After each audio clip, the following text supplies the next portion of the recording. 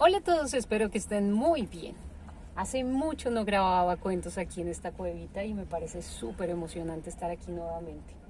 Pero como les contaba pues en el último cuento, Paulis estaba de visita, mi hija estaba de visita y además fui a Londres y estuve con mi otra hija, mejor dicho, quería vivir cada segundo con ellas y, y además este sitio que me parece divino, pues siempre estaba repleto en el verano porque pues todo el mundo quería venir al mar, es un sitio súper bonito.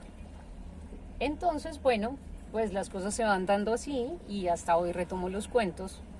Y precisamente en estos días empezó a rondar una idea en mi cabeza para escribir este cuento y como que dudaba si era el momento de leerlo, porque de pronto el derecho de las cosas era esperar a que todo fuera más tangible, por decirlo de alguna forma. Ya van a entender de qué les hablo. Pero hoy, como que durante el día, después de escribir el cuento, empecé a sentir que claramente este cuento es una forma de agradecer a una persona que hizo que este cuento fuera una realidad.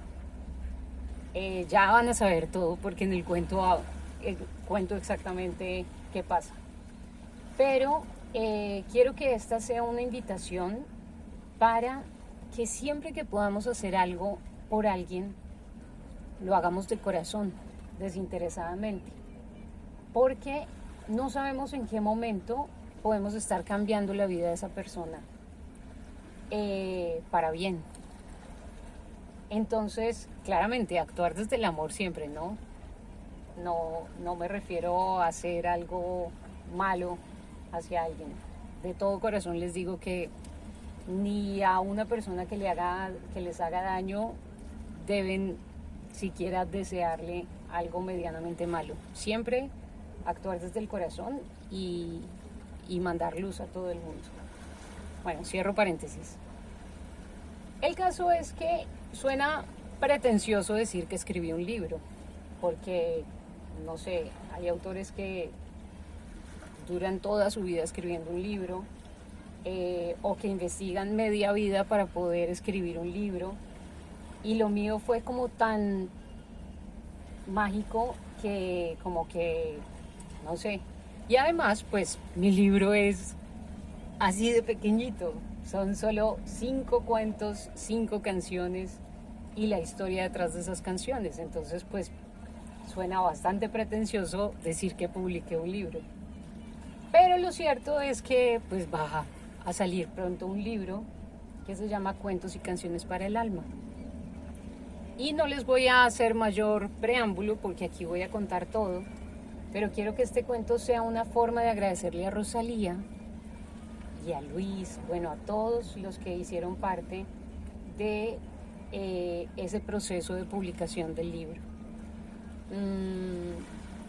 Y el mensaje para todos es que si sienten algo en su corazón que les dice, por ahí es, así no sepan cómo, ni cuándo, ni nada, láncense y confíen en que todo va a fluir. Como les digo, pues ya aquí les explico todo en el cuento. Así que un abrazo para todos los que están a punto de darse por vencidos y de verdad que cójanse de donde tengan que cogerse para seguir adelante porque vale la pena hacerlo. Cuentos y canciones para el alma. Cuando empezó la cuarentena, empecé a pensar en tantos niños para los que el encierro podía ser más difícil que para otros. Y como siempre me gustó leer, decidí grabar un cuento cada día para ellos y subirlo a mi canal de YouTube sin mayores expectativas. Cuando era niña vi La historia sin fin y me sentí identificada con el protagonista, porque mientras él leía se metía tanto en la historia que los personajes cobraban vida y él terminaba siendo parte de todo. Así que esperaba que los niños pudieran salir de ese encierro a través de su imaginación mientras escuchaban los cuentos. Nunca imaginé que esa lista de reproducción, Cuentos Cuarentenos, llegará a tener 365 videos. Yo simplemente grabé cada día uno y todo fue fluyendo. A veces tenía listo un cuento y algo dentro de mí me decía, ese no es. Pero yo insistía porque quería grabar rápido para hacer otras cosas. Y justo cuando empezaba a grabar, pasaba algo. Alguien hacía ruido. Mi gata hippie movía la cámara. 1000 cosas que hacían que terminara haciendo caso y grabando otro cuento. Luego entendía el para qué de esos cambios. Con el tiempo empecé a hacerle caso a esa voz y a entender que yo solo era un instrumento de Dios, los ángeles, la luz, el universo o lo que cada quien considere como una fuerza superior que nos guía. Una noche me llegó un mensaje de esos guías que decía que yo iba a escribir el cuento del siguiente día. Y en un primer momento se prendieron todas mis alarmas, porque un cuento mío implicaba exponerme de cierta manera a 1000 cosas. Pero cada vez tenía más claro que yo solo era un vehículo de algo más grande.